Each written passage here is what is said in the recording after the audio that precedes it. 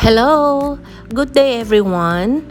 This is Mel Marquez with you, and today I'm going to show you how to remove a gel polish on a gel nail extension. Some technicians doesn't know how to remove the gel polish, okay, and so they end up wrapping it with a remover or acetone, cotton, and the foil. So once you do this, you are also removing the gel extension in the process. Hello everyone, this is Mel again with you, and today we have Miss Laranda. Miss Laranda is a client of mine for more than 7 years. Yes, and she is very good with her long nails. She has extra long nails, okay? But there's no lifting. I've seen her 4 weeks ago, and this is what it is now. Okay? The nails only grown.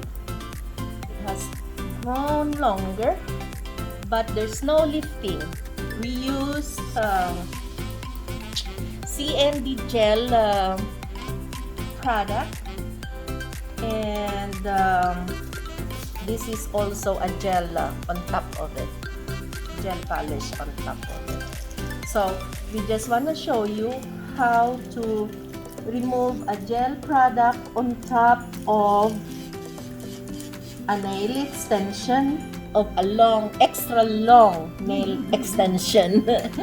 Oops, I think this is not just extra long, this is long, triple XL long.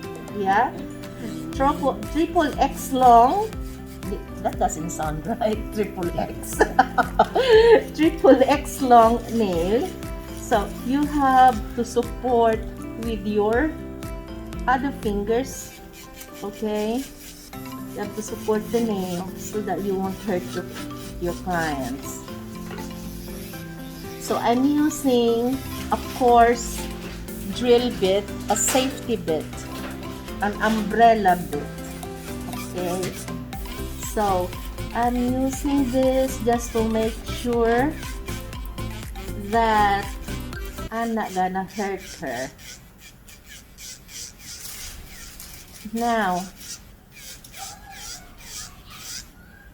this is how you remove your gel polish on top of an extension. In this case, this is a gel extension.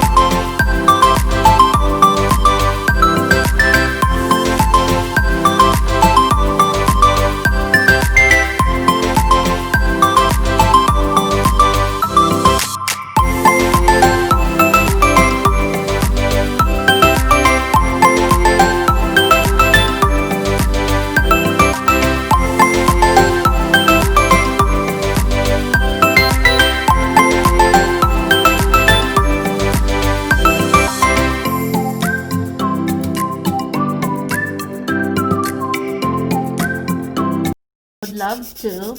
Okay, so this is a 4-week-old nail. So now we have only a little lifting over here and this area. Otherwise, everything looks good. This client is a good girl. So this gone too long now. We're gonna shorten it a little bit. Okay, and this is how you remove the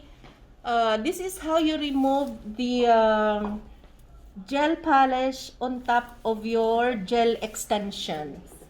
Okay, now we're gonna shorten this a little bit, and in the next video we're gonna show you the finished finished product, shall I say.